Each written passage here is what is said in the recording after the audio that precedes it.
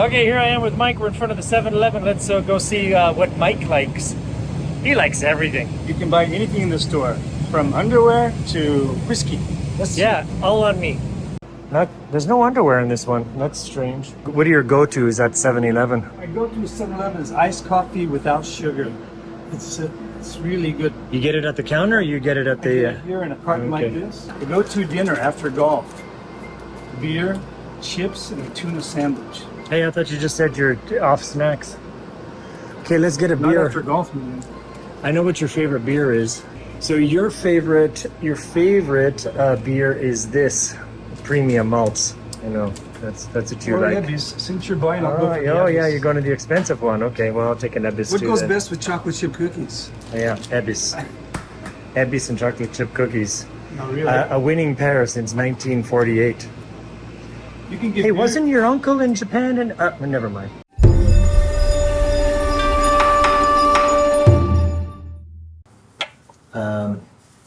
Okay, I'm making a video of the video. We're going to do a chat. Brent and Mike podcast. I'm going to do the Mike and Brent podcast. This will be coming about an hour after his broadcast. It's a Shakespearean. It's a podcast within a podcast. It's a 3-minute time limit, though, so I don't know how. Which you decide which is better. Okay, well, Why am I talking to the camera? yeah, no, you talk to your camera, and I'll talk to my camera, and then we'll have a podcast within a podcast. Okay. Sorry, Mike. Frosted glasses are for closers. So, but you know what I'll do? Because I'm such a fucking great guy, I'll open your beer for you. Let me put my dirty. Hey, who knows where that finger's been? Huh? You know where it's man. been. And yes, by the way, this is the correct way to pour a beer so that you get a nice head on it. Cheers, man. Yeah, cheers. I'm a minimalist, so let me just. This is the drink of champions. Yeah, if I haven't said this already on the podcast, Ebis, if you ask any Japanese person what the best beer is and not necessarily their favorite, what do you think the best beer is? Everybody says Ebis. It's more expensive. It's really creamy, well-balanced. Yeah. Speaking of creamy and well-balanced, this is my guest today, Mike. We have been friends for a very long time. Do you remember how we met? I think we met at a bar. We met at a bar, and I was on stage playing in a rock band called Curious George. You remember that? During the break, you said, "Hey, does anybody have a girl I can meet? I've been without a girl for like 3 days." And you were serious, I think. And you had hair down to Here. I think a photo of it. There's a photo of his hair. Oh yeah, my hair is Black and white. It's hard to down see. Here, yeah. Anyway, I had hair. He had triple hair. No. What happened? I was playing in the band, and I saw you hitting on my girlfriend. How was that? And then, and I'm not a jealous guy, but I just went over to see if she's okay. And then you were all like, "Hey man, that was a great set, and I play guitar too, and I'm looking for someone to do an acoustic duo with." And I was like, "Okay." And you said you played on a cruise ship, and I thought this guy must be good. He must be good if he plays on a cruise ship. Yeah. And Little then did you know. later he said he was in like a show band where he held a guitar, but he could actually play. So, I'd never played acoustic guitar for money, like in front of people, just in campfires. And I went over to your place. You had 2 guitars at your place, and I went I still over. do have the same guitar, but it's broken and no strings. But Yeah. besides that, it's fine. So we sang and played together, and voices sounded really good Voices together. sounded great, and I had no idea that you were not an acoustic guitar player. I had no idea you were just a bass player. Just a bass player. Because but, you grew exponentially, and I sort of stayed in one place with the guitar. I will put a link to a song Mike and I did, Heart of Gold by Neil Young. I'll put it in the notes if you want to hear us singing and playing. Anyway, so that was the beginning of a... Thought we might do it again today, but we gotta stay away from copyrights. That was a time to take your medication. Gummy bear. Yeah. One more gummy bear. I think I get through this. That was... I just peaked on this microphone like 6 decibels. How did that... Ha ha ha! Oh, that's strange. Okay, so Yeah, so this is this long drawn out story about how we met is actually life in Japan. You know, he's in Japan. I was playing in a band in Japan, and he was there, and we were at a bar, and he's hitting on a girl, and this is what our life was like. I had so many friends tell me that I was hitting on their wives while they were performing. I didn't know that. Really? Well, when you hit on everybody, chances They are married the girl later, and I wish that I would have kept the girl. They're trying to get out of the marriage 20 years later. We won't mention any names. no, But, no, don't mention any names. But Greg, no. but it is a thing, right?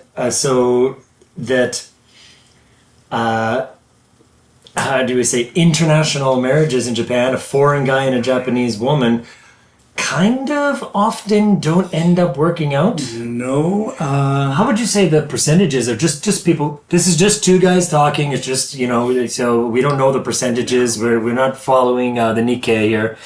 Well, I got a lot of white friends I do sports with, do music with. Yeah, you're an exception. You seem to be happily married, but a lot of guys, after the child is born, it's sayonara. How so? Separate bedrooms, and the wife says, "You're not going to see me again naked after that episode." So, but you know, the divorce rate's much higher in the States, of course. I don't know about Canada. It's 50% in America. I think it's even more. In Portugal, it's 96% for some reason, and in Spain, 85%. I don't know why, but it's very high. Why do you know all this? But Because my girlfriend is now living with a guy from Spain. I want to point this out to her. She never watches Facebook.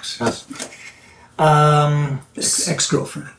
So yeah. So what is the common thing that this is what I know, that the Japanese girl is a perfect girlfriend, always showing up in heels and, you know, nice skirts and totally dressed with all the makeup and everything. And coming and home and cleaning your toilet, cleaning your kitchen. I've heard about that. I've never let anybody do that who came over to my place. But no, I hear like, yeah, they're trying to demonstrate what a good wife they would be.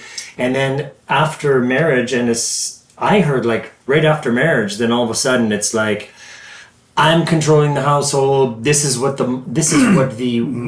Japanese wives do. This is what husbands do. They see their mothers doing that. The mother takes the money from the father. Right. They control all the finances. They give the father money for beer and cigarettes and an allowance, and that's it. And so they cut the hair short. There's no more makeup, no more high heels. It's like baggy clothes and aprons and stuff like that. And then it's just kind of like, what did I do? I mean, from the guy's point of view, what did I do? Yeah. And now guys can be duplicitous also, but it really seems a betrayal, right? When you portray yourself as this kind of person, and then right after marriage, and especially after having a kid, then it's like out. And then there's another thing that happened. If you want out of a marriage after you have a kid, you're probably never going to see your kid again, because the wife is going to say, if we divorce, you're never going to see the kid again. And there's nothing in Japanese law that can mandate that the wife allows visitation of kids. Yeah, I have friends, gaijins, foreigners, gaijin friends that are divorced, and they have one child, and they're lucky to see the child every 2 or 3 weeks. Yeah, but if the wife didn't want them to see the kid, they wouldn't. It would just be... Well, the wife says, well, if you give me the alimony, you can see the kid. Mm-hmm. If you can give me a little bit more alimony, you can see the kid. I've heard this too. Oh, yes. I've heard about the negotiating. You got to give me more money. You got to give me more money. Even for someone who doesn't even work, didn't have a job. I've also heard that because the Japanese woman married a foreigner, that they now can get an American. They can live in America. They have a greater chance of getting, I don't know how that works, but they can get a visa or they can get a passport. And so one person I know said, if we divorce, I'm moving to the States with our kids, and you're never going to see them again, you know. So it's really an unfortunate situation. Again, not that guys can't be assholes too, but I've heard this from several people. Yeah, but you know, most of the guys that are in that situation are so happy that they had that one child. That one child is so prominent in their life they're working hard to get that kid through college now. I admire what they're going through, but I would hate to be in their situation. Oh, I know. I mean, like, well, Marriage. okay, I admire what they're doing to stay with their kids. Yes, I understand what you mean. But it's, no, it's insane when you're like giving more than half your salary to someone that you don't love anymore. And if you went through the proper, like, legal channels, you'd pay like way less than that. But you'd never see your kid. So they have to play ball with the wife in order to be able to see their kid again. And yeah, it happens. Every single guy I know no guy I know has ever said, "Oh, you don't want me to see the kid? Fine, I'm leaving, and bye, and good luck with everything, and I'll pay you zero." Seems like a lot of Japanese husbands do that, though. I can't see the kid. That's okay. I'll move to Tokyo and work. How many kids or young ladies have you met haven't seen their father in 15 years? Yeah, 10 yeah. years? And I've dated a single mother or two who's had the same thing happen. I said, like, do you get payment from the guy? And she's like, no. And even one woman who went to court, she took her husband to court, and the court mandated that he has to pay alimony and child support, and he never did. But recently, they are garnishing wages.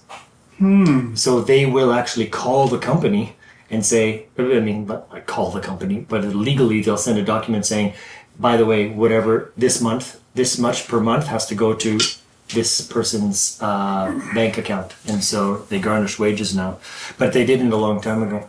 Still, the popularity of marriage, everybody thinks they'll be different. Yeah. But it's like Bill Burr says, hey, is this where I line up to lose half of my shit? Right here? Yeah. I wonder if a prenuptial agreement works in Japan. I think if I got married, I would try a prenuptial agreement in Japan. But at my age, there's only two reasons to marry. I'm over 65. I'm retired. So what are the two reasons to marry for a guy over 60s, 65? You need a nurse or a purse. I don't need the money. It would be nice. Yeah. But I'm starting to feel like I might need a nurse someday. Well, I'm sure there's ladies out there who would take you up on that offer. I'm getting out of bed in the morning. I sound like my father. I'm stretching about 8 to 10 minutes every day in my bed just to get up. So tell us what you do. My first 5 minutes, I'm walking like John Wayne. Tell us what you do in Japan and how you came here and why you stay. Well, I think everybody comes here. Well, that was 35 years ago I came here, 1988. So you were 20. I was 20. Don't do the math. I married a girl 10 years younger than me, and I was 19 at the time. No, I think a lot of guys come here like me on a lark. I'll try it a year, see what happens. And an average talent in America, I just staged in theater for 10 years in America, but that's all off and on. Sometimes you're showing Britannicas, making zero money. Mm-hmm. So I got a job here for a year, and it's like you come over here and you're like a celebrity. Right. You've got hair. Used to. Pulling up the picture. I was like a model. Yeah, not like a model. You were a model. I was a model. You still are a model. I'm still doing modeling. Depends work on what they're for father's modeling. part, but my father's parts are now turning into grandfather parts. Yeah, and soon if they want a corpse, then you'll be a corpse model. So it's like, you're not too big for men's suits over here. At least I wasn't. I am now, of course. I'm sort of buffy, too big to model suits. But you don't need to brag. Get all these special jobs. And it's like, wow. Yeah. You want to go back home and audition against a room full of 50 guys that look like you? Yeah. Or go to a room here and audition with 3 guys that look like you. They don't have any experience. Yeah. So last time I talked to Wins, which Mike set up actually, and he said that entertainment in Japan is like a novelty. When you first get here, you're new and everything. I think it's a little more than that. I think it's novel that or unique that you're a foreigner. Now, Wins actually happens to be extremely talented, but I know people who came here that would never sing in a bar professionally back home, but have a gig here in Japan in like top class hotels, and they wouldn't have that kind of opportunity back home. Also, people who are able to act in movies who would never get an acting role back in the States. people who can do modeling jobs, who would never get a modeling job back in the States, but there's so few people, more now. But when I met you, you were going out like once a week or, a few times a month for modeling, acting jobs, voiceovers and stuff like that, because there weren't that many foreigners around. How is it now? I mean, you're older now, so it's difficult to judge, but... Yeah, now the market's gone down, even for music. It's we do music gigs together, and you got to go out and track them down and hunt them down. Then you got to do all the promotion, get all the fans you have to come, because most of the bars and hotels here, they don't have a clientele that just comes and listens to music. Yeah. So it's strange or unique here, but it's a little bit too quiet, a little bit boring musically. Well, no, because everybody's on their phones and COVID happened and everything. But, and I admit too, like when I came to Japan, that I had a few opportunities like being a jam session leader at this jazz bar in Himeji, and getting a couple gigs because I was a foreigner and I was singing jazz and playing bass, that I played in some clubs that were really high level for Japan, and I wouldn't have played such high level places back in Canada or the States, because people who can sing and play not many people actually sing and play jazz bass, but I mean, there's jazz singers who are way better than me and bass players who are way better than me, but I think because I was a foreigner, it was kind of like, oh, this band is a foreigner, and the way I sing, I'm pronouncing everything correctly, so it's like it was a novelty. So yeah, we do benefit. It's kind of like a reverse discrimination. Yeah, we're discriminated against. Mark and I, maybe I should leave it for, well, we can talk about it again, doesn't matter.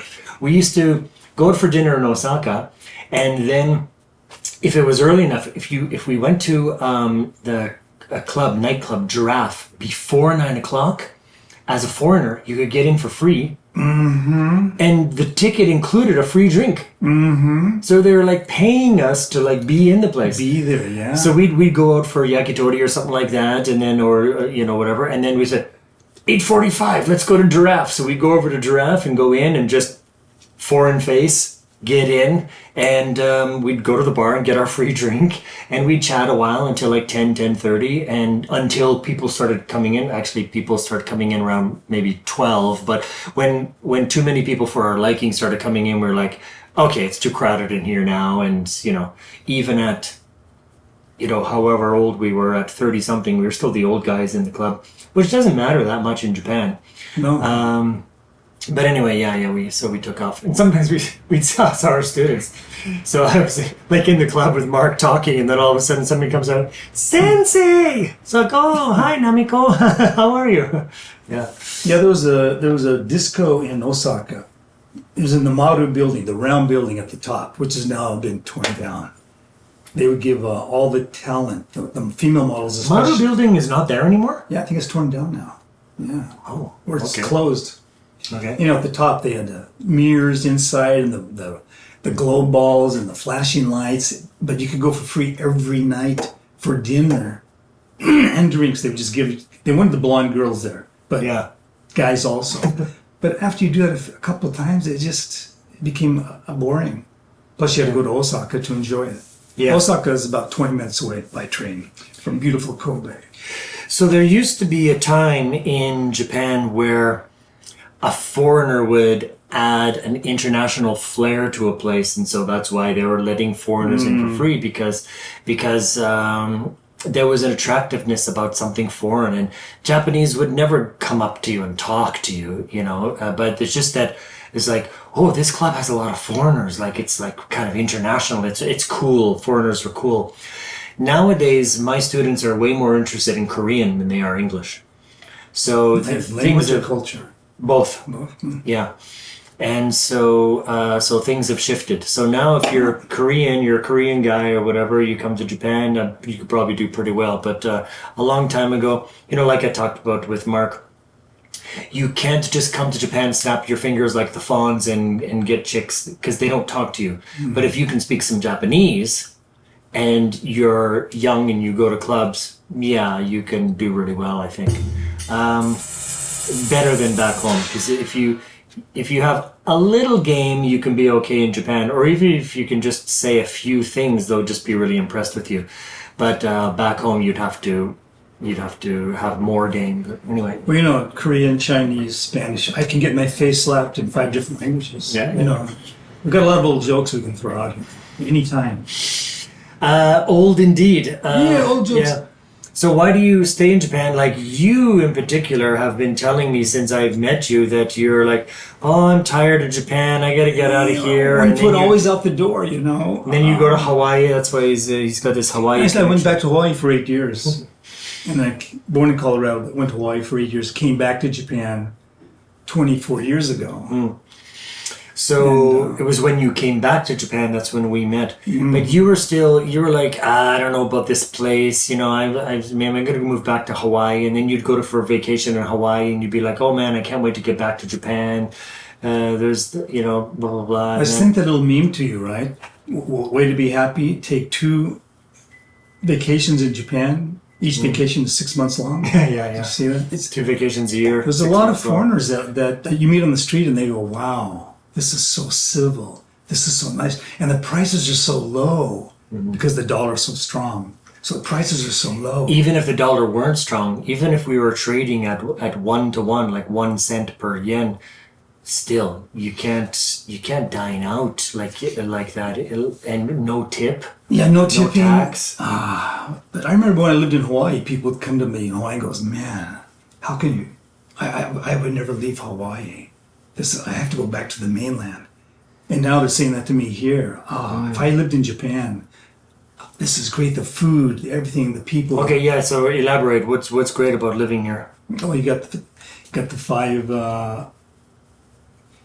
Five F's. No, 5 P's. Fair weather. Fair weather. Fair weather. Friendly people. Finances. And the other 3 were females. 6 good F's. Yeah. Reasons to live here. Yeah, it's the weather's fine. Finances, I'm working 10 hours a week, maybe. If you want to call it work. Right. So Mike is a wedding minister. So he ministered in Japan. It's kind of strange. Only 3% of the population, about I think 2.5, is actually Christian. The rest are Catholic, I believe. But they traditionally have since probably after the war, they like to have a Western ceremony. And Mike, who is an actual ordained minister, not a priest, but an ordained minister. In Hawaii, I have a state license. Yeah, he does the ceremonies, and he does it in Japanese, all in Japanese, of course. And we used to do weddings together. So I would do the guitar and singing and like this background music, and then we would sing together. And exit. Yeah. And we could even sing at the after wedding party if they would hire us. Right. But the princess got married on TV here in the 70s. The princess got married on TV in the 70s in the white dress, and her husband had the tux on. And so after the population saw that, they wanted to just emulate that. Okay. And Japan's so homogeneous. When something takes off, it takes off fast. Yeah. And it's crested out. It's going down. I'm not as busy as I used to be. Well, because the population is fewer. Fewer people, and a lot of boys don't want to get married. They're rather staying with those video games and watch porn, so trying to raise a family. Yeah. And the girls are like, well, I'll just save money and travel with my girlfriends and buy some Gucci bags. And upload photos of my cat that everybody likes, and I get attention, and yeah. This is my lunch last year at this time. Then and now.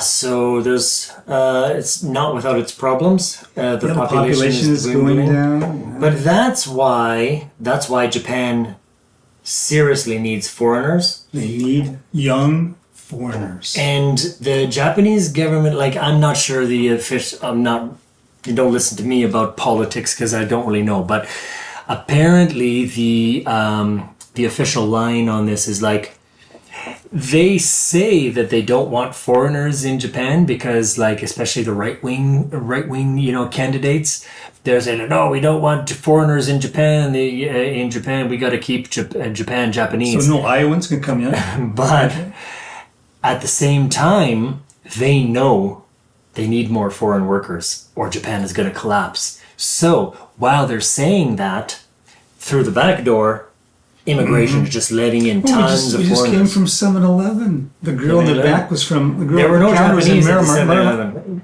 The other girl wasn't Japanese either, I don't think. I don't know. But the one girl I can't even guess Myanmar. the countries anymore. No. Bangladesh, Pakistan, Miramar, Indonesia, Korea, China.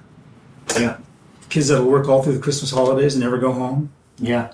So the immigration, like, if you're thinking about living in Japan, it's kind of a good time in a way, because if you can make a living here, especially if you're like a digital nomad, it's great because you can buy an empty house for like really low money, and depending on where it is, all you have to do is put in like $40,000 of renovation money and you get the house for free.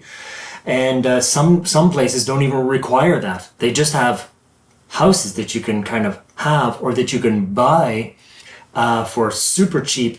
And then all you're on the hook for is the land taxes that, the plot that you have. And, really, the population here is getting older, so they're really having trouble with daycare, nursing.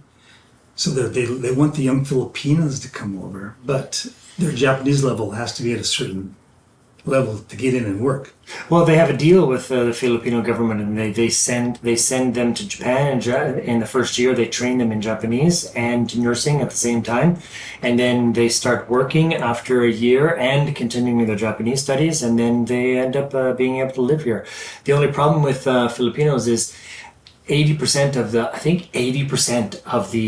it could be 60%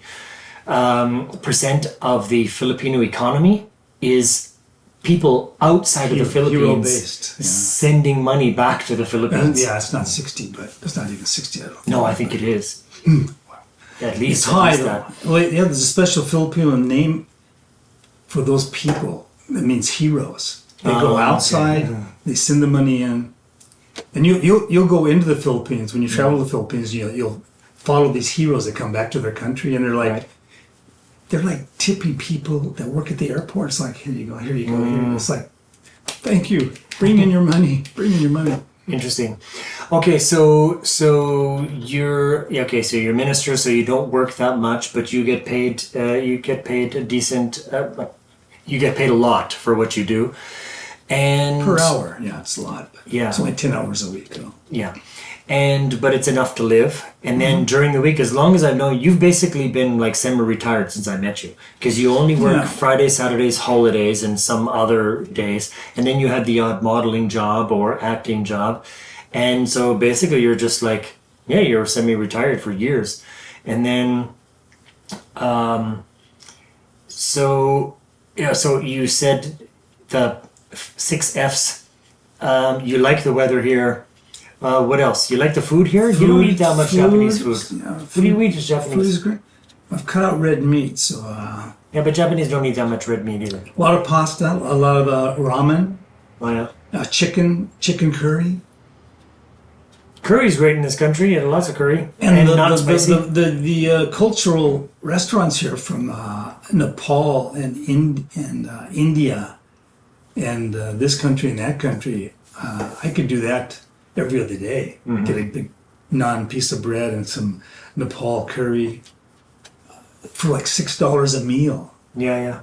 So, and so for eating breakfast, here is really cheap. But what Japanese food do you eat regularly? Do you eat onigiri? Does curry No, not too much. Do you eat Japanese curry? I love tempura. Okay, tempura and rice. Yeah. Fantastic. Yesterday, my buddy and I had a Chinese meal for $7.50. It was like all you can eat shrimp. Okay. But the Japanese food. I'm not really enamored with Japanese food. I'd much rather have Italian or Indian. Okay, but this is a cool thing for people watching, because I'd like to live in Japan, but I'm not crazy about Japanese food. Japan has amazing foreign food. They have amazing Italian food. Some of the best pizza you'll ever have in your life is here in Japan. And some of the best croissant, I know these French people are probably going to try to cancel me. The best baguette I've ever had, and I've had them in France, but the best baguette I've ever had is in Japan. The best croissant I've ever had is in France, but some places in Japan make a damn good croissant that I think is like a close second to some of the that I've had. Oh, and a pain au chocolat. Probably the best pain au chocolat I've had in, which is a chocolate croissant or whatever, is probably in Japan, not in France. But that's probably because the French make it like way sweeter, because, you know, my taste have changed being in Japan. I don't like stuff that's sweet. Yeah, I just had one of those sandwiches an hour ago. The really great bread and the chicken inside and tomatoes and that honey mustard at the French named bakery over here. Oh yeah. Vie de France. But you know, sushi's hard to beat. When you go out for a friend or a girlfriend that wants sushi, it's like, why don't I do this every other day? I think the same thing. This is fantastic. And it's going right by you on the train around you. For me, it's not in my. Even though I've been here a long time, it's not in my wheelhouse of things like when I think, okay, hey, let's go out for lunch or dinner, and and I think like, what can we have? It's like, pizza. Okay, well, no. I mean, I don't even. Yeah, I might think that we could have Italian. We could have yakiniku, which is Korean barbecue. We could go to the Brazilian place. We could, Korean. I think about these things, but just sushi's just still not on my Rolodex of like places that I go through to. Well, if your date is Japanese, it will be on there. That'll be one of the options. But a lot of like I said with Mark, Japanese eat sushi maybe once or twice a month. So even if you're dating a Japanese girl, she won't say, let's go for sushi that often, so.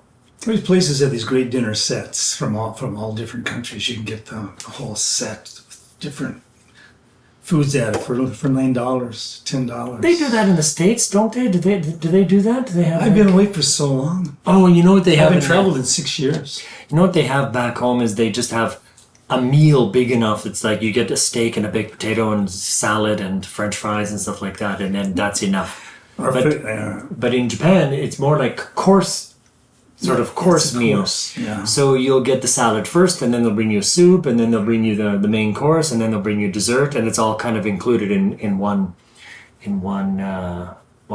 like set price. Set is basically a combo. Sign of the Times, our favorite baked potato place, Tony Rama's.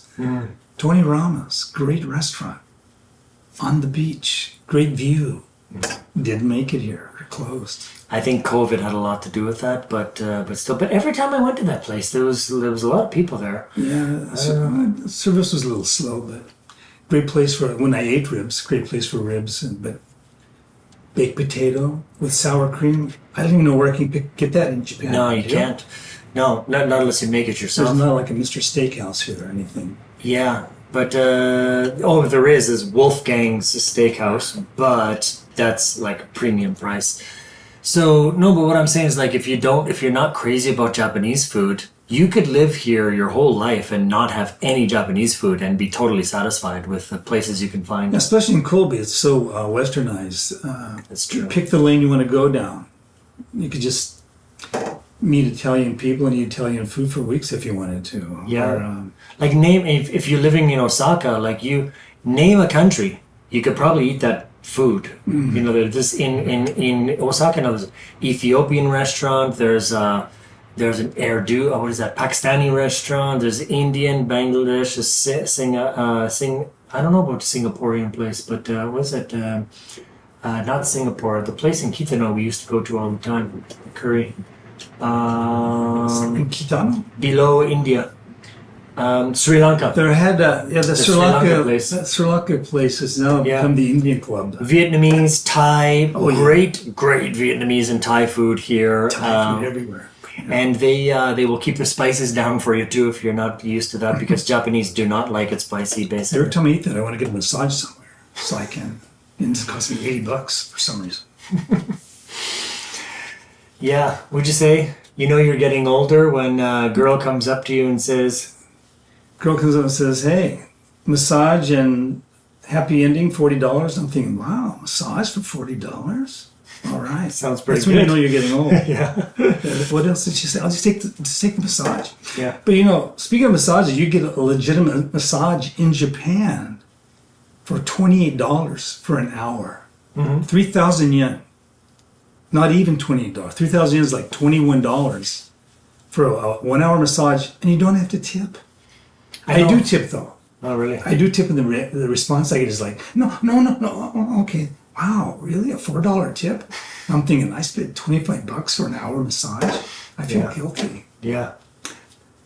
Yeah, they do. They sometimes freak out over tips here. But what kind of place can you tip regularly and they do not freak out? The foreign restaurants. Oh, that's I'll true. tip at the Indian restaurant or the Nepal restaurant, and they're just, Yeah, namaste, done. And any Irish pub like the Blarney Stone or whatever, They actually have tipping jars out, I think. Yeah, I think they have a tipping jar. And if you go get a slice of pizza, they got some great slice of pizza places here. $2.50 for a big slice of pizza. They'll have a tip jar out too. So they don't ask for. I actually tip the people at the golf course. Really? If you like golfing, played golf yesterday, $28 for 9 holes with a cart.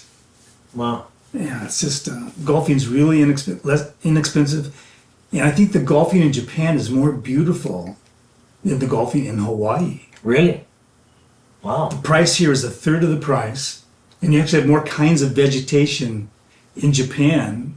Take. Well, I can imagine they take care of things more in Japan than they do anywhere else. And there's nobody chasing you on the golf course. Hey, that's not your fucking ball! Hey, brah! You touched my ball! You can meet some new friends. And if you want to meet new friends in Hawaii, pick up the wrong ball. I've had those guys throw balls at me on the golf course. Really? In Hawaii, yeah. Yeah. Yeah, that's one reason why I haven't, spent much time in Hawaii. It's like the similar culture, it's like similar Western culture, and the culture that I'm actually interested in, the island culture, yeah, they don't want me there. And so, yeah, I went once, and I would go again if I went once because the tickets were super cheap. I went for it was $300 a person return, because this airline was having this campaign.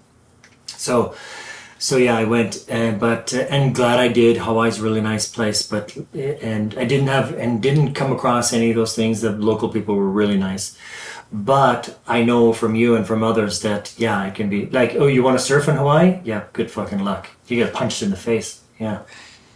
Yeah, there's they've been getting a really bad rap lately. Treating the tourists badly, and part of it's because of the Maui problem, the big fire they had there in Maui. A lot of developers are trying to go in there and take advantage of the whole situation, and the locals aren't having it. If they know one of their neighbors is dealing with realtors, they'll start to give each other a bad time. So it's like, yeah. So they've had a bad rap in Hawaii lately about locals and tourists. And the crime rate's really gone up. And as they should, they were...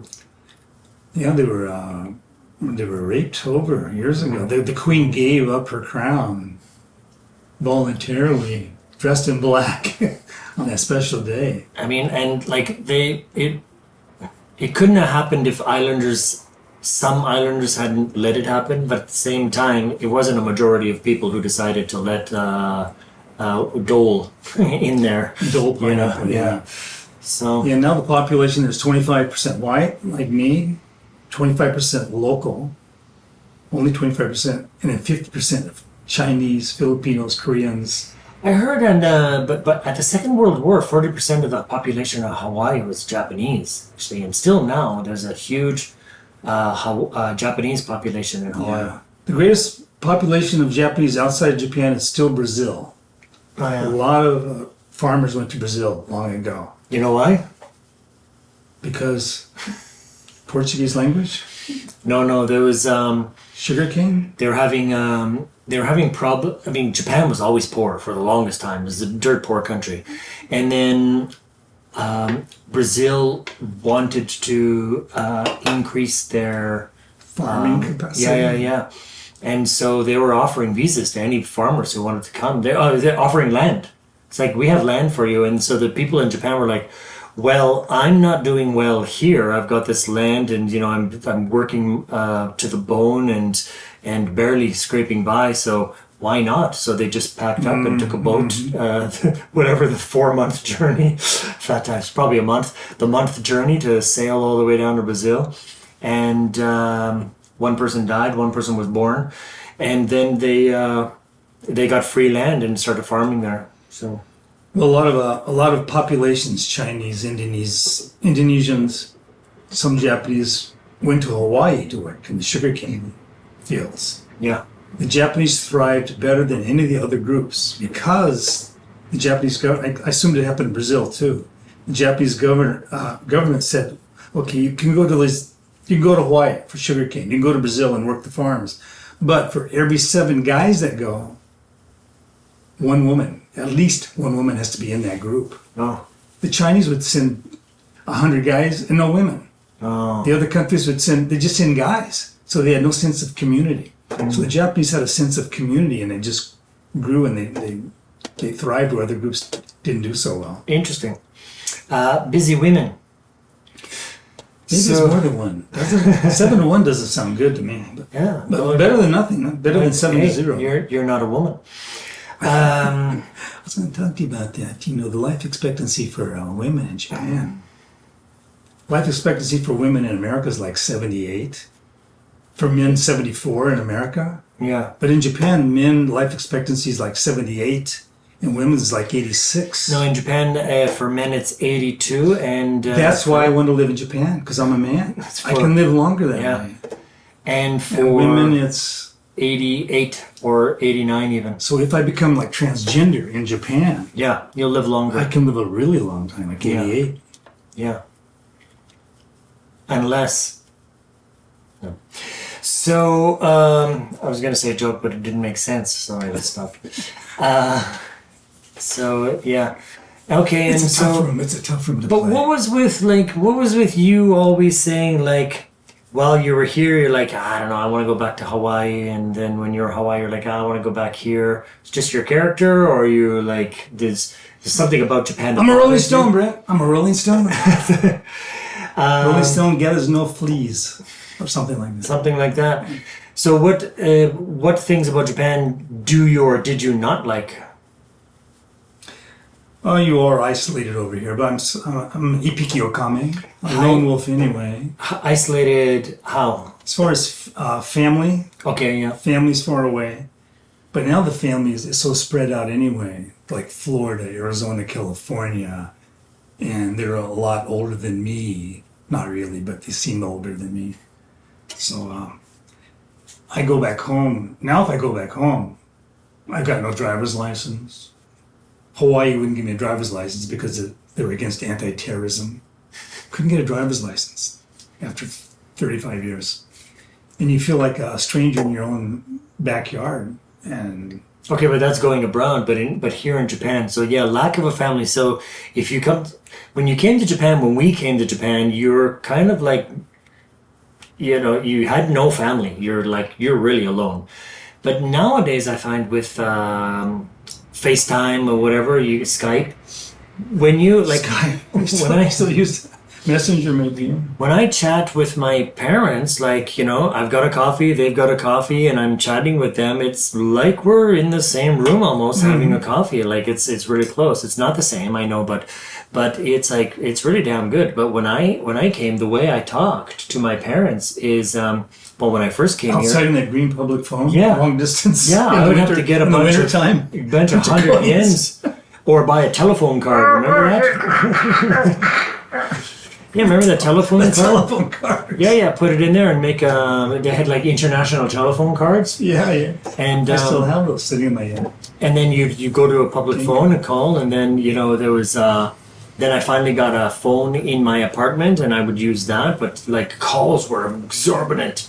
I was like, "Hey mom, it's me, call me back," then just that cost me like 50 cents, and then she'd call me back and we'd talk, and it was like really expensive. But now we're like, it's like we're really having coffee. So, but having How said often that, do yeah. you talk to your parents though? Even though it's free, you could do it 2 hours a day, 3 hours a day.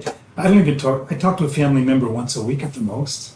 But that's still a lot, you know. Like when I came, I was talking to a family member maybe once a month, but now it's maybe a couple times a month or once a month. But if my mom's watching, she says, "It's goddamn not 101 time a month. It's not 2 times a month. You never call me." But no, it's a lot more than I used to. And yeah, you can see. But even still, if you're thinking about moving to Japan, yeah, you're leaving your family behind or whoever your friends are, and but you can do as much chatting as you want if you have an internet connection. So there's that. But yeah, you are leaving people behind. But how do you make friends in Japan if you're like, let's say you're a family wanting to move to Japan? Like, how do you make friends? If I was a dad with a wife and kids, Yeah, so you came here, and you guys wanted to make friends. Oh, they got these friends in Mikage groups and all these social groups, these families that I'm not linked to them very much except for musically. Mm-hmm. Universal Studio families, and they all have families. Matt Cooper and his family, his families all have families. Yeah. And, also, you go to foreign bars like Irish pubs and stuff like that. You meet people and talk to them, and if you get along, you exchange information. Next thing you know, you're at somebody's house party, and then you're with 25 people that you can connect with. So you can build up connections. And they still have the Kobe Club, the Shioya Club. These are mostly foreign-based family clubs. Mm-hmm. Yeah, they're not thriving like they used to be. They're expensive, but you could join an actual club if you're financially so able. But yeah, and also like I have home parties here. House parties. We don't say home. I got the video. We say have house parties here, and so whenever I meet somebody, for example, Maxine, when shout out to Germany. So I think your friends are there. I'd say, oh, new person in Japan who my friend knows not to be an idiot or whatever. Yeah, I'll invite them along. So I'm happy to help people new to Japan, make friends and Brent is the hub of social circles here in Japan. No, I don't do it not often enough. Probably Matthew Cooper is, but yeah, you can build up your connections pretty quickly here. And you don't need that many people. Like if you have a group of 8 people you hang with. Yeah, I've got my musician friends and my golf friends, and outside of that, really not that many. By the way, we lost a member of the community yesterday. Mike Marr. Mike, yeah. I never knew him. Great guy. He loved our music. He'd come and buy. Every time I saw him, he'd buy shots. I'm not a shot guy, or a beer. And he was a musician himself. No. At one time. But, yeah, I never really knew him. I've seen him, and I knew him from Facebook, whatever. Yeah. But yeah, that's sad. 10 years younger than me, so it makes me. Yeah. Well, and that's another. Speaking of health, another great reason to stay in Japan is the health care here. How so? I'm paying $1,800, about $1,800 a year for health insurance. What would that cost me back home? Probably $8,000 maybe. I pay that in. Okay, so if you're my age, I pay that. I pay $1,800 every 2.5 months. For some reason, that's my yearly payment, about $1,800. Oh, $1,800 US dollars. That'd be 3 months for me. So it depends on your salary. Shouldn't the older guys pay more though? No, because you already paid. So we already paid, and our salary's so low now. But when I tell my relatives at home, yeah, I'm paying $140 a month for health. What? Get out of here! And the city tax was only $50 a month. What?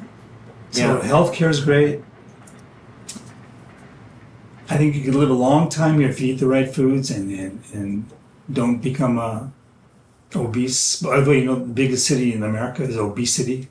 So if you don't get too big and too out of shape. I don't know how there are some people who move here and they're fat, but there's some people who continue to be fat or get fat here, and I don't understand how they do it. I know how they do it. They go eat McDonald's and donuts all the time. You could be depressed over here easily. Yeah. If you're not a people person and you don't have a job you like, you could become, but you can be caught in a rut here. and still make a living and be very depressed. You could have a zero love life here and a social life easily in Japan. Depends on your character. Yeah. I don't know many people like that, or maybe I've just avoided them. I don't know. But sure, but you can do that. You can be like that anywhere. It's like that Adam Sandler Saturday Night Live bit. It's like he's a tour guide. He said, "We can take you from your place to Italy, but if you're not happy in your place, you will not be happy in Italy. We can't guarantee you will be happy. So, sad at home, same you, sad in Italy." Yeah, so if you're not a very outgoing person and you're not a people person, I mean, I'm not that much of a people person, but I like to balance my time. When I go out, I'm friendly and engaging and stuff like that. And then, okay, that was enough of that. And I like to be at home and alone a lot also. But you notice a lot of people that didn't fit in back home go to another country where they don't quite fit in, but they don't stand out as much. I know people that are running away from tax problems in America, or they were even had a criminal record. They'd come over here and get married and stay, and they'd be sort of a social isolate here too, but they could get by easier than they could back home. I think anywhere you make a fresh start, I think you can start out by hopefully being who you really are, and then rather than creating a persona. But yeah, like I've had that when I did a study abroad, when I studied in Germany for a couple of months. I found that it felt to me like I was just being who I really truly am, and everybody else was too, and everybody was accepting of who we really were, and that made it like one of the best times in my life. Not because of not because of what we did or whatever. Like we did a lot of fun things, but it's just because of the atmosphere. So I think if you have a fresh start, you come here and you can just like, you know what, this is who I am, and I'm just going to be this person. I'm going to stop pretending whoever I was at the office and stop pretending to be who the person I was with my golf buddies and stuff like that. I'm just going to be myself. You can relieve a lot of stress like that. Mm-hmm. Or you can just reinvent yourself and find another niche that you like. Yeah, well, hopefully you just be true to yourself. But because I found that, ideally you'll come here and not just spend all your time with a bunch of foreigners. You'll come here and make Japanese friends. And there are Japanese people who speak English, of course, but ideally you'd learn some Japanese and make some Japanese friends. And I find Japanese people really tolerant and forgiving. There's this one thing that it took me a while to get used to.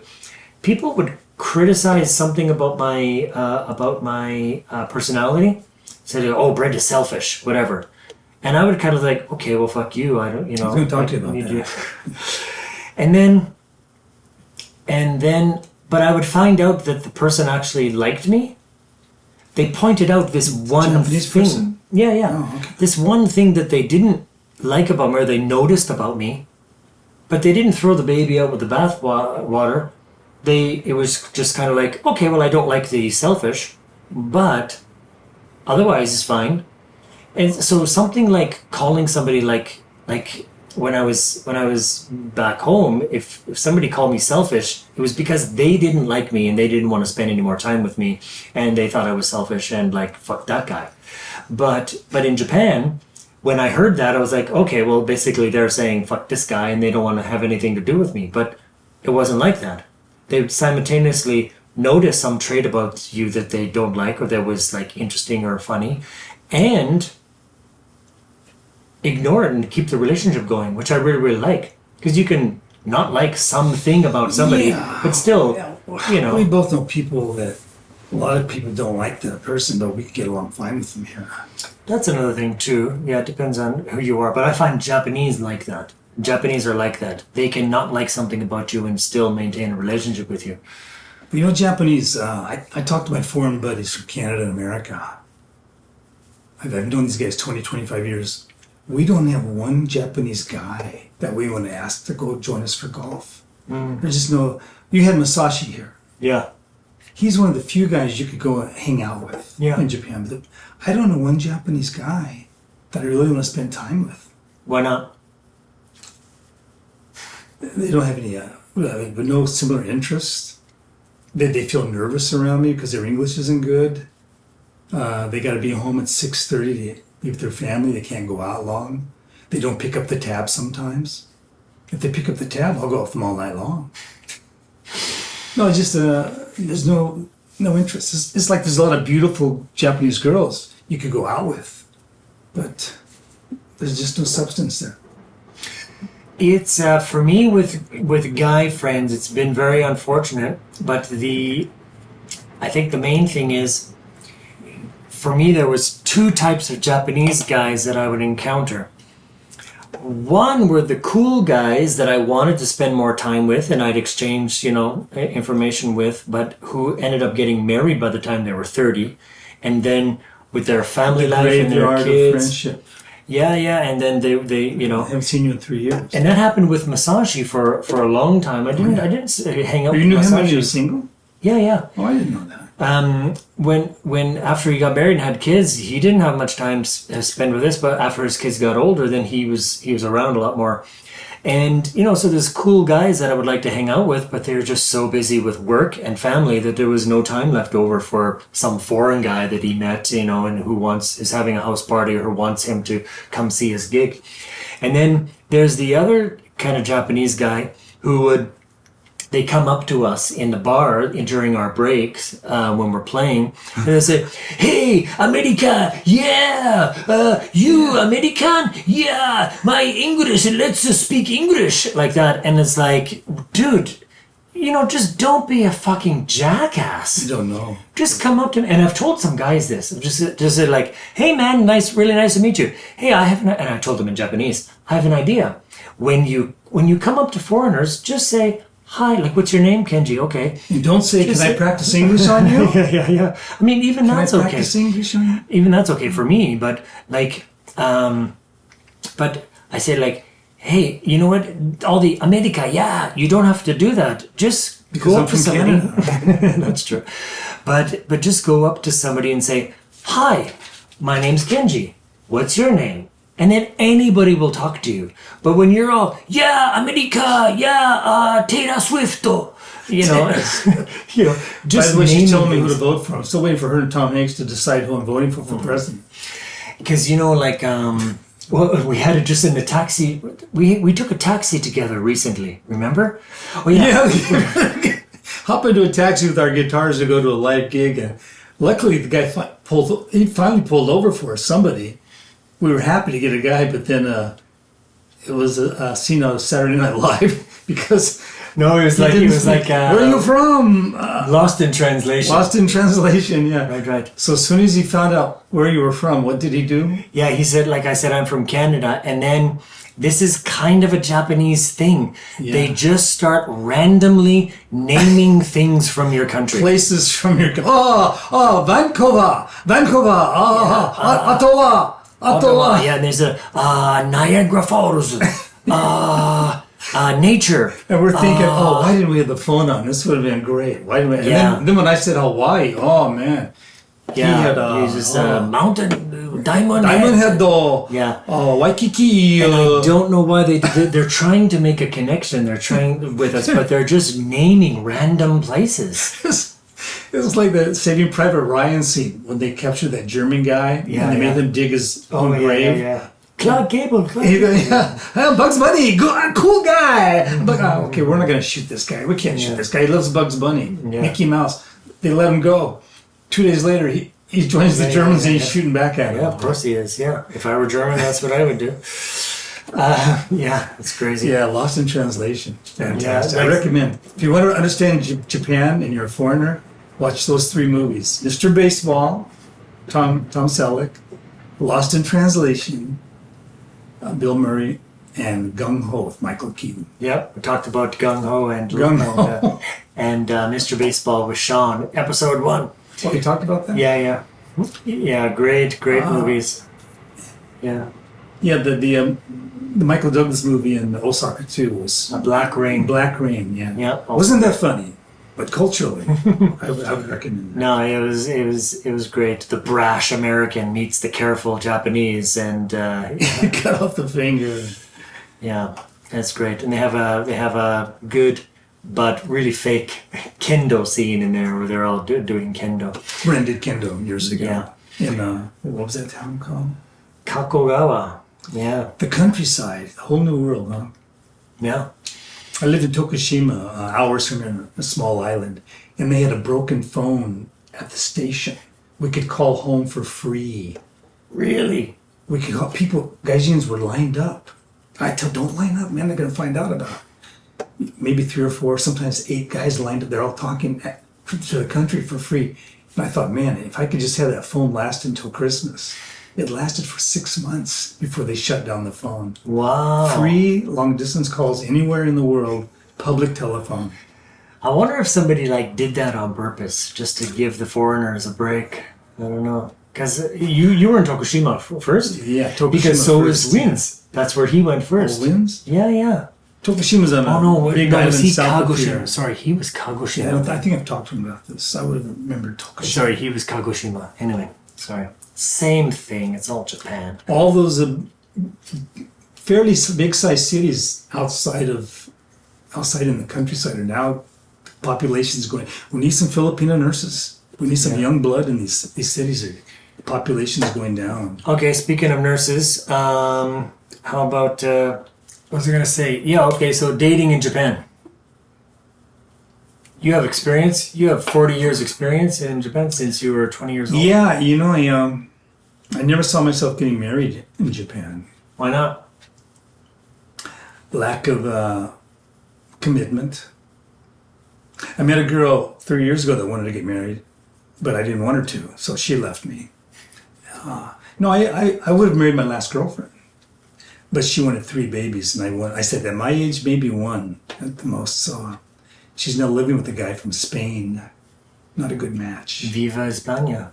Real nice guy, but I think he could be heterosexual. I'm not sure. But I'm dating a nice girl now. This is definitely marriage material. You met her once. What's the difference between dating a foreign woman, if you can remember, and dating a Japanese woman? Well, one thing is size. I'm more for the petite size, and it's just personal preferences. Not that there aren't petite foreign women, but there are Yeah, fewer and wrote a fewer song. these days. We even wrote a song about foreign women. Fat bottom girls? Heavy woman, waddle down the street, carry lots of meat. Heavy woman, I can't believe you're not the truth. Do you weigh 462? A size kilos? 42. Kilos. No, there's some type you're attracted. But even when I lived in Colorado years ago, I remember that when I'm 13, I was attracted to the thin Italian girl in school for some reason. We had no Japanese. Yeah, that wouldn't have worked out because Her father had a contract on me. I had to leave the town. I had to leave the state. But it's just easy not to get married over here because you don't see a lot of marriages around you that you would say, hey, I want what that guy's got, or that mine would be different. It happens. Well, if people get married, they follow the same stages as Western couples. They're lovers, then they're husband and wife, and then they're parents. And once they're parents, things really change. Then if they're really lucky, if the kids move away, that's a good chance for divorce. The empty nest syndrome, it's big in Japan too. Or they can really become good friends and right off the clock. Okay, but so what's it like, what do you think about, like, if I can just make a generalization about dating Japanese women, like? I got a friend now contacting me. He took his Japanese girlfriend back to the States. He didn't speak any Japanese. She didn't speak any English, but they fell in love in Kobe. That's what my great-grandfather and grandmother, at least they couldn't fight. Yeah, well, now they're after 2 years, they're having serious problems, and she wants to come back to Japan. But gummy bear time. Yeah. We've been doing this over an hour. Yeah. I'm getting overtime finally in Japan. Time flies. Yeah. Time flies when you're having fun, and fruit flies. Seems like you're avoiding the question. That's the problem. Well, I've been divorced twice, but I've been single 35 years. Or somebody's thinking like, oh, I'm gonna go to Japan. I think I like Japanese women. Like, Well, if they're more mature than I am. everybody's more mature than you are. So if you're more mature than I am, wait, I'll show you why I can't meet Japanese girls. Because when I'm performing, I say, playing live music, I do this. And then all the other girls know, I'm not going to date that guy. He's doing that. Yeah. So, But if that doesn't get him, nothing else will. call me. Actually, the girl I'm dating now, no Facebook, no Line. And I met her at the gym, and I gave her, well, there's no chance. No Facebook, no Line? So do you have email? Smoke signals? Pigeon? Yeah, she had pigeons. And I gave her a card and expected nothing, but she did call me. So I'm getting like 3 emails today, but I could break my leg right here today, and I can't get a hold of her, unless it's by email. So because she has that social quirk, she's free at 45 to date me at 55, which is not bad. Your age keeps changing here. I'm not sure, but I'll be 54 next March. The meth. The meth. Paging Dr. Freud. Paging Dr. Freud. The message here is don't do the math for this podcast. Brent keeps having fantasies about having sex with Freud's father, the mother, and it's a fallopian slip. So. No, I'm avoiding the question, but for the average guy to come over here, if he's over 30 and he's mature, I'd advise anybody not 30 yet, don't come over 22 to teach English and get married, or to marry somebody for a visa. But it's real easy for your girlfriend to get pregnant, and well, it's like my dad, and I think, didn't your folks also, like my dad and mom got pregnant? In Japanese, 16? they call that dekichatta kekkon. It's a shotgun wedding. Oh, the dick didn't go out, so it was a shotgun wedding. Dekichatta means you pregnant. You went and got pregnant and got married. Yeah. Oh, yeah. Yeah. Yeah, so it's easy to come over here and get some girl in the family way, and your life is, you just got to adapt to it. Or have the family at home. And a lot of women here will say to their husband, I'm not that attracted anymore and I have the kids. Just go do your own thing and just don't tell me about it and stay healthy. That's very big over here. And it keeps a lot of marriages together that I know of. The guy's free to do what he wants, but he has that freedom, so he doesn't do it a lot. But they call it keeping in your own lane. I keep in my lane, she keeps in her lanes, so we're not going to get divorced, and we have the kid. There is a thing that I've heard of before from Japanese women, and you can see YouTube clips of this online even now when they interview young women. They ask the question, I saw that. Cheating Would you mind if your boyfriend is professional? Like is it professional, what do they call it? Like if the guy goes to a whorehouse, is that cheating? And some girls said, yes, it is. And some girls said, no, if she's a professional, then there's no love there, so it's okay. Most of them, like 70% said, well, if he's paying for it, it's okay. There's no emotion, so it's okay. And if I don't know about it, if he doesn't tell me. And so Japanese wives used to allow their husbands, their yearly trip to Thailand or whatever, and they would go have their fun, get a test before they came back and show the results, and then all was good. Pagoda trips to Thailand? I'm not sure. Golf in pagoda? I don't think anybody golfs in Thailand. Nobody golfs in Thailand, by the way. if your husband has gone to Thailand for a golf trip, their caddies are in bikinis. Yeah. And give them a massage later. There's something going on there. There are balls involved, but yeah. There was a hole in one too, I think. Hole in one for sure.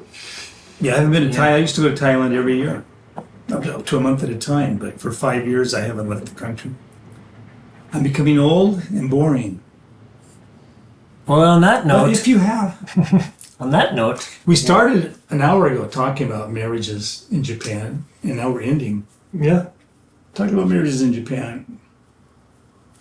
But I think when the time is right for the person, they'll know. And if you're with the right person, well, Wise words. How long did you go before you found the right person? Wise words. I found the right person several nights in a row. I remember you telling me there's no reason to ever get married unless you want to have a child. Yeah. But one afternoon we're shopping at IKEA. Oh. It's like what was I gonna say? Like the 20 years old. not the casino theme. It's like I want you to find a nice girl and settle down. He goes, I find a nice girl every night. I settle down every night, but then the next day I'm free again. Yeah. I'm not free, but I'm reasonable. So yeah. Anyway, so okay. So anything else we should talk about? We talked about food and We should go to the line and have our callers answer our callers' questions. questions. We talked about... Yes, Kenji-moto in Tokushima. Question number 1. Pocari Sweat? No, there's no real sweat in Pocari Sweat. It's just the name of a drink. Yeah. How about those drinks in Japan, or the foods, the names of foods? Yeah. Kalpis. Would you drink a drink called Kalpis? The first time I came to Japan, I went up to where my company headquarters was, and they had this big party. We went to this big karaoke room where you can also order a bunch of food. There was like yakitori and everything. And so somebody was taking an order, and maybe it was even me or whatever. I was on the phone. How many beers did you have that night? I just remember one of the secretaries yelling, like, we're taking, everybody's saying, like, beer, beer, beer. And one girl said, Kalpis. And I went, cow piss? Kalpis. She said, yeah, you want cow piss. It's like ushi, like, Ushi no pig ginu? piss. And they said, no, Kalpis. It's like, that's not helping. It still sounds like cow piss. And then now somebody said, it's a name of a drink. It's called Cal with an L, P-I-S. And it's like, oh, that's the worst name for a drink ever. Huge conglomerate of a company, and there's no one there that speaks English that could say, well, what should we call this drink? How about something that sounds like cow piss? Yeah, and Pocari Sweat, that was a huge Sweat. loser also, yeah. One of the biggest pharmaceutical companies in all of Japan is Otsuka Seiyaku, and they make, I worked there, my first job, and I was drinking Pocari Sweat every day. And that was a shock. That and walking into the bathrooms in Japan, your first day in Japan, there's a woman in there cleaning your bathroom. Yeah. I'm outside looking at the signs. Am I in the wrong place? Yeah. There's a 30-year-old woman in here cleaning my... And I didn't get it until I saw other guys like ignoring her, and they'd be like peeing while she's like the next stall, just kind of like... And she's dusting off the swinger. Yeah. and I was like, oh, so these women just clean here, and we're just supposed to ignore them and pee beside them. Okay, so... Well, then you end up going to a bathhouse with your co-workers, and two of the guys are bringing in their 11-year-old daughters. A bunch of guys sitting around a hot bath, and two 11-year-old girls in there, start naked, and you're hiding yourself, and where am I? Am I in a foreign country? Yeah, it's the same. But if you How go... How much healthier is that than what we go through? It is. I mean, it's... I never saw my father's wang never. Yeah. Saw my father's wang. I think me too, but... Well, you didn't live with him. You had an excuse. Well, I lived with him until I was 25, but... no, my father? No way. No, and you know what? I had this experience, like, one of my students, I asked him to write about like their daily life or whatever. This girl's 18 years old. She writes, every night, after dinner, I take a bath with my father, and then she's 18? Yeah. Now, okay, so my mind is racing, so I don't know if she's like I can't imagine they're in the bath at the same time, like in the same bath, or like she goes and she's taking a bath and then he comes in. Because in Japan, there's a bath, there's a shower room, there's a bath, and then there's a shower place. So what you do is you shower, you clean yourself off, and then you soak in the bath. Mm. So maybe she went first and she's now sitting in the bath, and he comes in and he's showering, and then she gets out and he gets in the bath and whatever, and then maybe that's their bath time. And I'm thinking, my first reaction was, well, that's sick. Yeah. But then I thought about it, well, maybe I'm sick. Because What kind of sicko am I to think that there's something inappropriate going on between two family members who are in the same bathroom together? So maybe what they're doing is wholesome, and what I'm thinking is, even in the wintertime.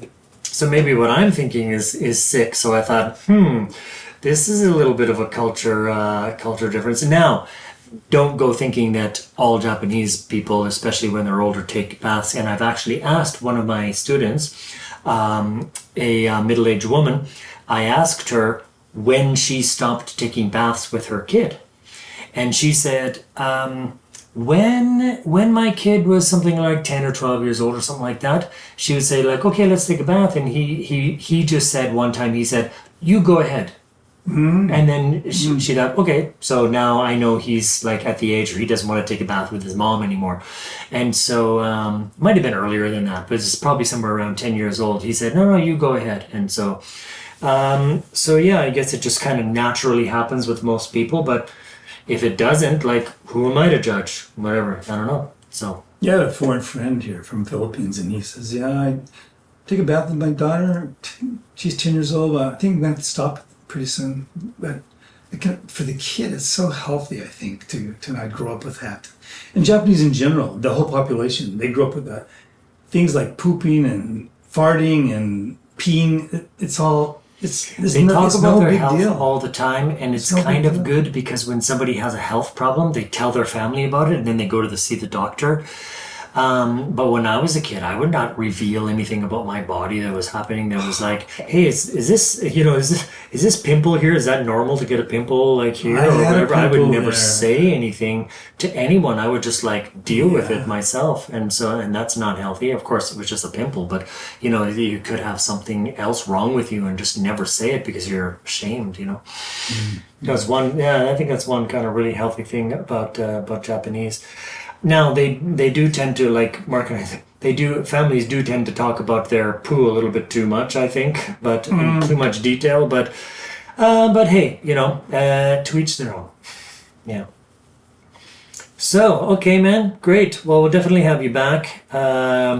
It's change shirts next time. You got to change shirts, and I'm glad you asked. These are kokui nuts from the kokui tree in Hawaii. I was going to ask. It has nothing to do with Japan. Okay, nothing to do with Japan. No. And I actually changed shirts for you. You notice I changed shirts for you. I was in a t-shirt, and then Mike shows up in the nice Hawaiian shirt, and I thought, oh my God, I've been outdone, and so I had to put on a nice shirt here.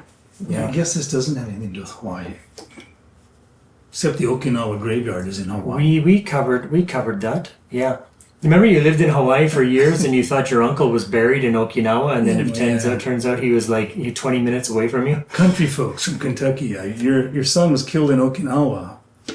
You want to come see his grave? Well, the grave's in Okinawa? No, the grave's in Oahu. 40 years his grave's in Oahu.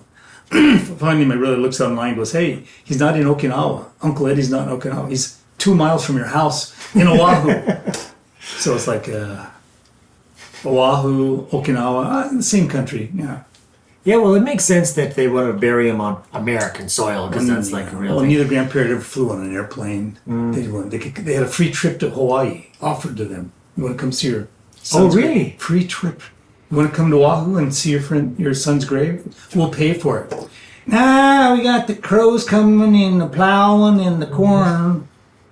Pa's got to dig a ditch for, used to dig graves, $1 a day digging graves. So if you want to know how far you come in life, just compare yourself to your grandmother, not your grandfather. Yeah, no kidding. Well, that's more convenient than a pocket on a t-shirt. Okay, well, great, man. Thanks. Great. Yeah. Have you back for sure. And then when you're not skirting the issues anymore.